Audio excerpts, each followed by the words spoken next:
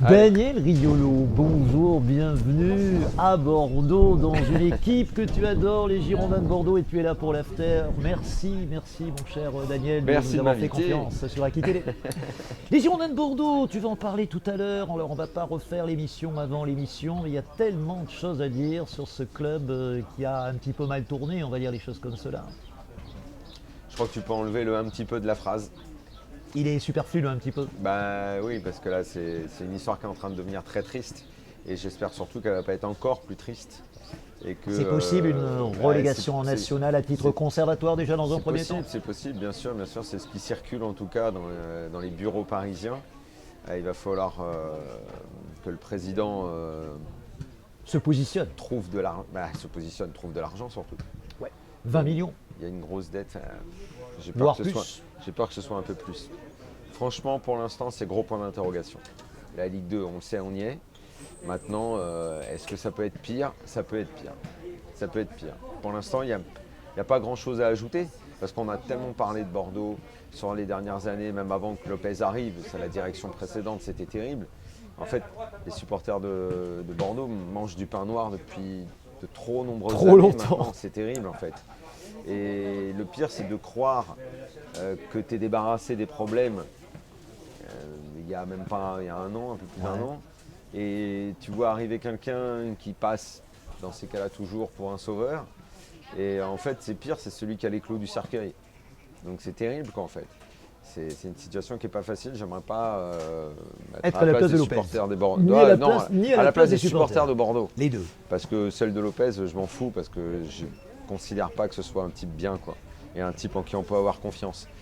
Et j'ai peur qu'à Bordeaux, il y ait un peu trop de gens qui lui aient fait confiance. Si je te dis, Daniel, que tu détestes la consensualité, c'est même tout le contraire, c'est le parler vrai, c'est bien pour ça que j'ai voulu t'avoir sur Aki Télé d'ailleurs. Est-ce que c'est ta marque de fabrique avant tout? Moi, j'ai absolument aucune marque de fabrique. Si tant est que t'en aies une. J'en ai Voilà. pas du tout. Et en fait, je me pose aucune question sur être ou non dans un camp, appartenir à une pensée ou non. J'essaye de voir le monde tel qu'il est, ou en Tu tout cas déplores la tel pensée que je le vois. unique dans le foot ou je t'entends Mais quelquefois en sur fait, STL. je me pose même plus la question Ouais. de savoir est-ce qu'il y en a une pensée unique. Parce que tout le monde renvoie toujours la balle à l'autre sur la pensée unique. On dit toujours toi tu as la pensée unique, toi tu as ceci, toi tu as cela, toi tu es un donneur. Tu sais, c'est la grande phrase à la mode en ce moment, c'est ouais, arrête, t'es un donneur de leçons. On te le dit souvent. Ben oui, mais enfin, si tu es un donneur de leçons, je veux dire, si toi tu me dis que tu es un donneur de leçons, ben, ça veut dire que toi tu es en train de me donner la leçon qu'il ne faut pas donner la leçon.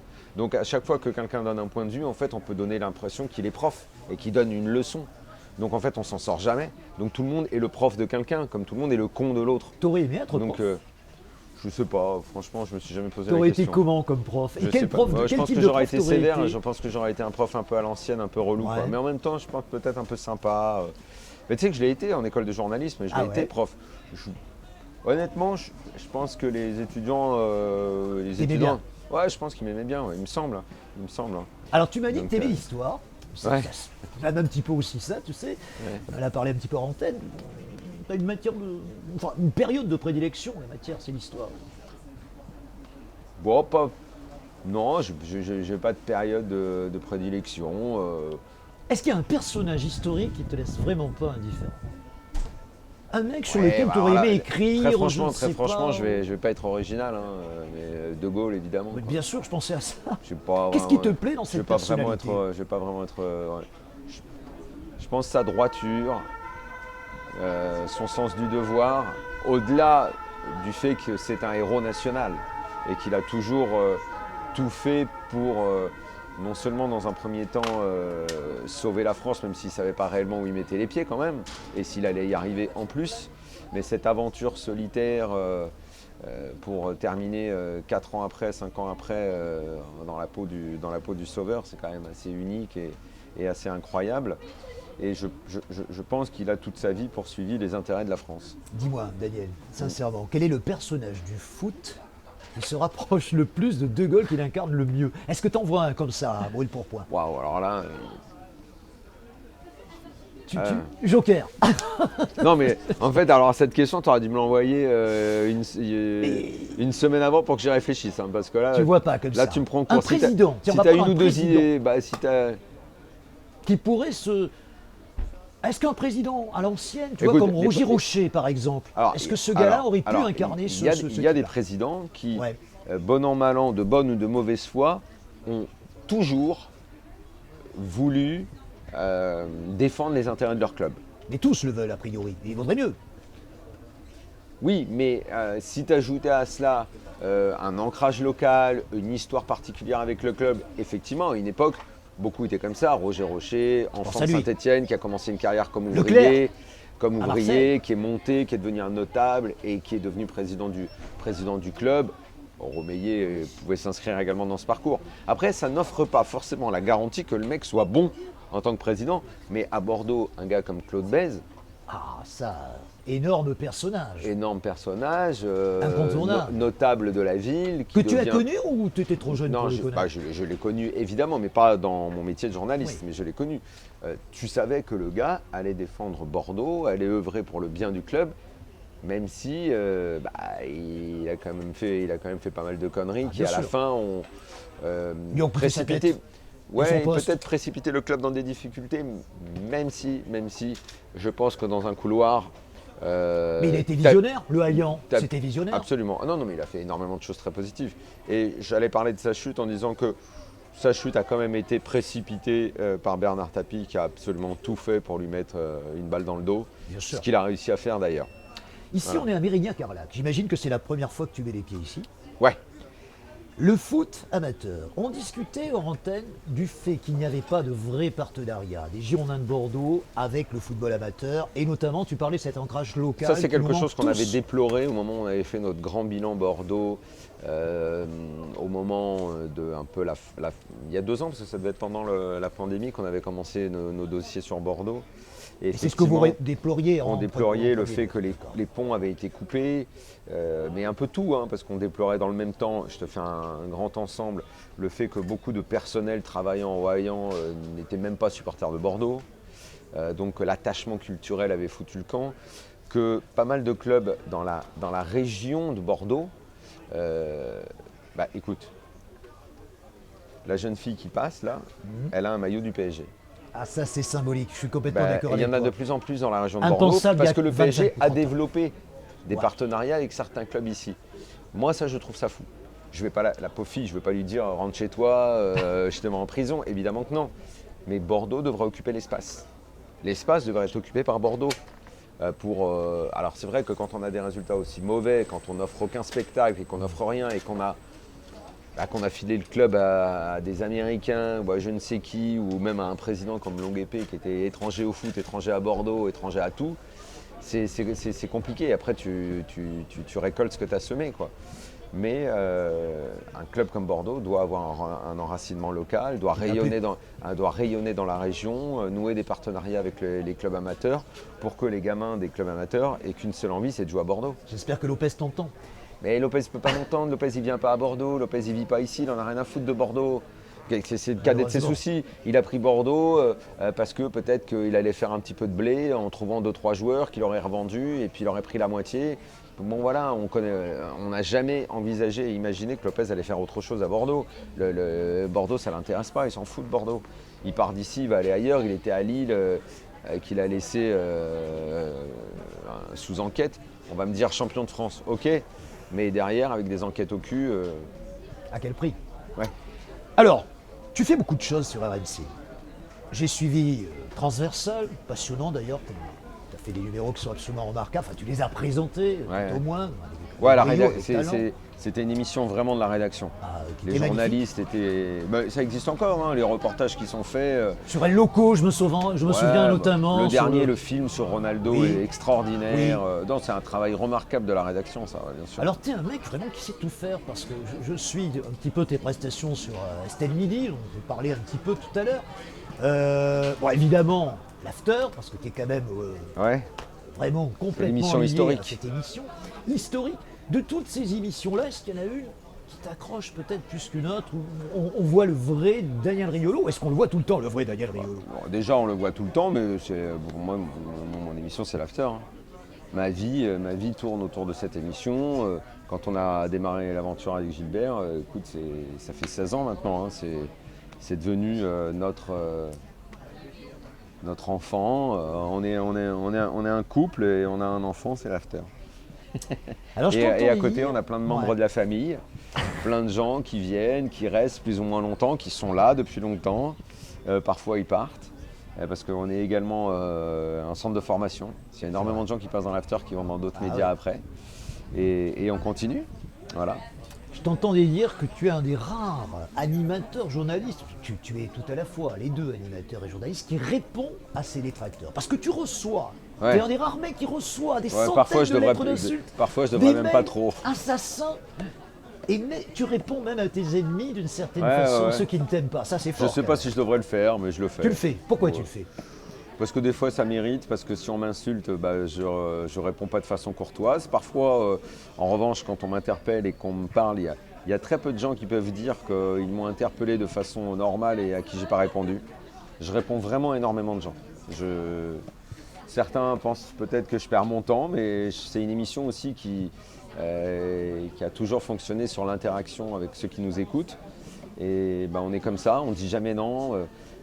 Le nombre d'étudiants ou de jeunes journalistes ou de petits sites ou de petits médias auxquels je réponds, je sais pas, j'ai toujours le sentiment que si je dis non, c'est pas bien, quoi.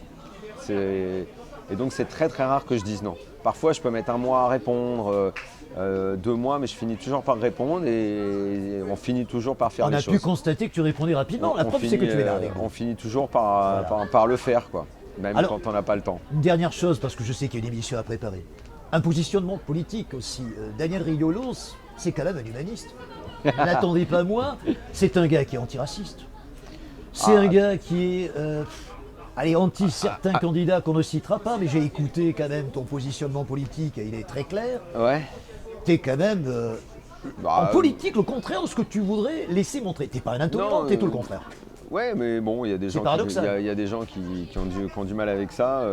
En revanche, le combat antiraciste, quand il est politisé, en revanche, ça, je n'y adhère pas.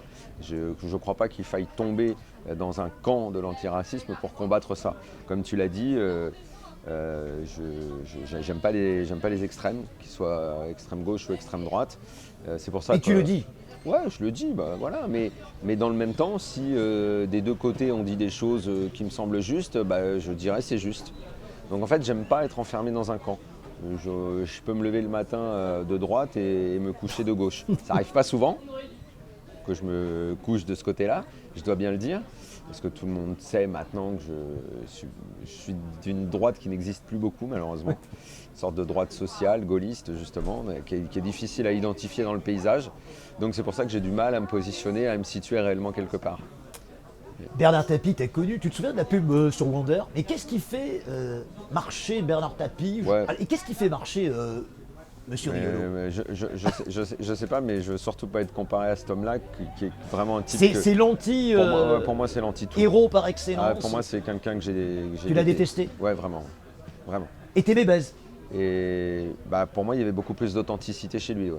parce qu'il avait cet ancrage régional et Et quand il y avait la rivalité entre les deux, Ouais. une rivalité, ça ne veut pas dire pour moi, surtout dans le sport, mettre l'autre à mort. Et Tapie a voulu mettre Baise à mort. Elle manque cette rivalité Bordeaux-Marseille. Bah, elle manque, c'était une super rivalité comme il y en a eu d'autres. Il y avait eu Marseille-Saint-Etienne, il y a eu Marseille-Bordeaux. Après, on a créé PSG-OM. PSG Marseille. Ce qui manque, c'est les grands clubs dans les grandes villes. C'est bien que Bordeaux est un grand club, c'est bien que Lyon est un grand club. Pour que notre championnat soit fort, il faut que les grandes villes soient représentées. Tu sais, Bordeaux et Saint-Etienne qui descendent la même année. j'allais te le dire, c'est quand même une la grosse Ligue ne claque. doit pas se frotter les mains. C'est J'ai quand rien même une contre grosse claque, Clermont et Lorient. Ah non, parce mais que franchement, forcément, Bordeaux et Saint-Etienne en Ligue 2, c'est une aberration. Ouais, mais absolue. le problème, c'est que quand tu dis ça, le supporter de Lorient ou Clermont, il peut mal le prendre parce qu'il C'est dit nous, vrai. on n'a rien fait pour mériter votre mépris et nous, on a fait ce qu'il a fallu. Et par exemple, si tu prends Saint-Etienne et Clermont, comme ça, on laisse Bordeaux de côté. Saint-Etienne était dirigé par Duprat, qui n'a rien trouvé de mieux à quelques journées de la fin que de mépriser l'entraîneur de Clermont en l'appelant le Guardiola auvergnat, en se foutant de sa gueule, en le méprisant. Et à l'arrivée, celui qui a pris la porte dans la gueule, c'est l'entraîneur de Saint-Etienne. Et à l'arrivée, qu'est-ce que tu as envie de dire? Moi, ça me fait de la peine pour les supporters des Verts quand même. Mais tu as envie de dire, bien fait pour votre gueule d'avoir eu un entraîneur comme ça. Il vous a mis dans le ravin, voilà. Et alors que En même temps, Saint-Étienne, c'est le sauveur de roi, si tu veux. Tu sais bien, c'est un gars qui va sauver Toulouse. C'est quand même un mec qui est quand même qui que a sauvé t'appelles quand ça va personne et pas. qui a, ouais, Enfin, en ouais. tout cas, Il a vendu, il a il est marqué. très bon en com. Oh, non, moi, je trouve pas. Moi, je pense que c'est un. Je pense que c'est Sur la com, il faut lui reconnaître ses vertus. Après non, le technicien, non, moi je ne sais pas. j'adhère mais, pas parce que la preuve ça n'a pas du tout marché. Et si la com s'est méprisée, Pascal Gastien comme il l'a fait, j'estime que c'est pas de la bonne com. À l'arrivée, il fait descendre Saint-Étienne et c'est terrible effectivement qu'un club comme ça se retrouve en Ligue 2. Après c'est le sport, ils remonteront peut-être. Mais je trouve ça triste quand des clubs aussi importants descendent parce que les dirigeants les ont mis dedans, quoi. Parce que ça va au-delà du sport, c'est parce qu'on a fait des mauvais choix, parce qu'on a tout fait à l'envers. Ça c'est terrible, puisque c'est une trahison envers les supporters. est-ce que tu penses aux vacances, Daniel? Et j'y pense très souvent parce que c'est quelque chose Quelles que sont tes j'organise. prochaines vacances? Mais écoute, cette année c'est un peu particulier parce que pour la première fois de ma vie, je vais aller jouer les championnats du monde de poker. Ah, c'est vrai que tu es Donc passionné. c'est un grand moment. Moundir, C'est un- t'interviens c'est un- en plus. de tout le Exactement, reste. c'est un grand moment. Du 1 au 10 juillet, je serai à Las Vegas et ça c'est vraiment génial. Donc est-ce que ça va ressembler à des Tu vraies vas truiner vacances? sur les machines à sous? Non, je Non. suis pas du tout. Moi, les jeux de hasard, je fais pas. Moi, c'est poker parce que je trouve que c'est un jeu absolument fantastique. Donc, je vais jouer 2 ou 3 tournois et puis après, je rentrerai et puis je ferai la classique de l'été, Grèce-Italie. J'irai chez moi, sur mes terres, Ah comme bon, d'hab. d'accord. Oui, en Sicile, bien sûr, comme tous les ans. D'origine italienne, Riolo, c'est un nom, Voilà. c'est un nom sicilien, Riolo. Absolument. Ah bah écoutez, je l'ignorais. De quel coin de Sicile tu es? Palerme. Ah. Région de Palerme. Une ville Voilà. ô combien symbolique pour plein de raisons que je Exactement. ne vais pas t'énumérer. Non, Merci beaucoup, mon cher Merci Daniel. à toi. Merci de nous avoir fait Merci pour confiance cette à Qui invitation. Télé. Magnifique émission, je l'espère, dans l'after. Vous allez avoir des tas de choses. Le foot amateur dans une première partie Absolument. et les Girondins dans une deuxième. exactement. Et du grand Daniel Riolo en grande On verra, forme. on verra. On va le voir. A priori. On l'espère. Merci Incontournable. beaucoup. Merci beaucoup. Salut à tous. Salut. Merci de nous suivre sur Aki Télé. Salut.